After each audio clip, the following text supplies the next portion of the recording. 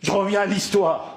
Je disais donc, le gars, après Salat al-Jumu'ah avec son fils qui avait à peu près 11 ans, il allait distribuer des fascicules. Tariq ila al-Jannah, le chemin vers le paradis. Tous les vendredis, on rencontrait des gens dans la rue, on allait toquer aux portes, on faisait du porte-à-porte. Et on donnait ce petit fascicule. Puis un jour, un Jumu'ah, faisait froid, très froid, et puis il pleuvait beaucoup. Et donc le père, qui était l'imam, a décidé de ne pas y aller. Le petit vient, il le supplie, « Papa, on y va, ya Allah ».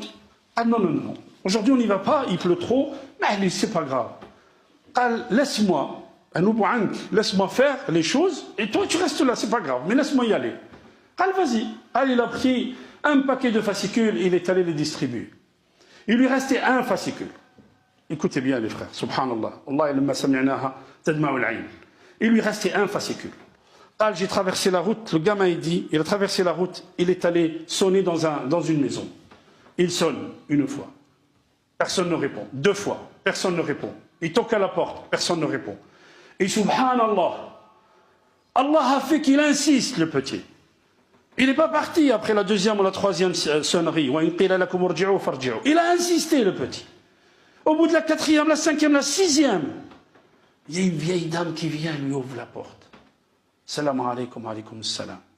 Il la regarde avec son regard angélique. Il dit, Madame, Allah vous aime. Allah, il vous aime. Il m'a envoyé à vous et il vous donne, regardez, je vous ai ramené ça, un petit fascicule, le chemin vers le paradis. Elle le remercie. Shukran ya ibni, shukran ya waladi. Elle le remercie, elle ferme la porte et elle prend le fascicule. L'enfant est revenu.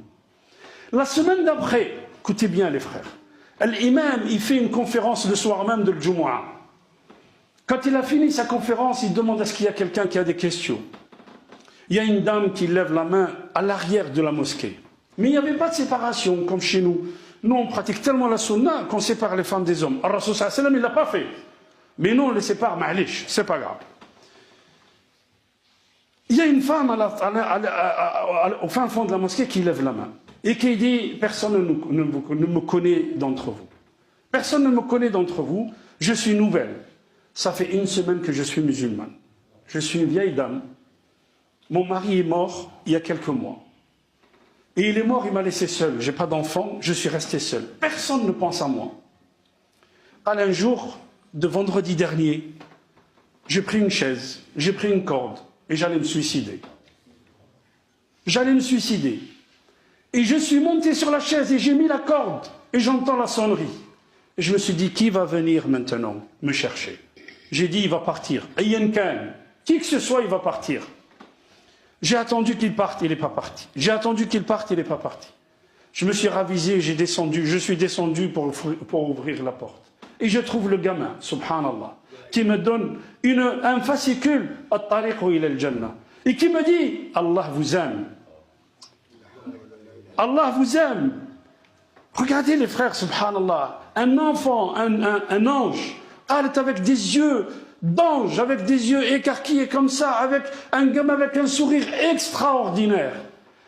Depuis que j'ai lu le fascicule, Allah subhanahu wa ta'ala il m'aime. J'ai découvert l'islam et je suis très apaisé. J'ai lu le fascicule, je suis monté au premier étage, là où je voulais me suicider, j'ai enlevé la chaise, j'ai enlevé la corde, je n'en avais plus besoin.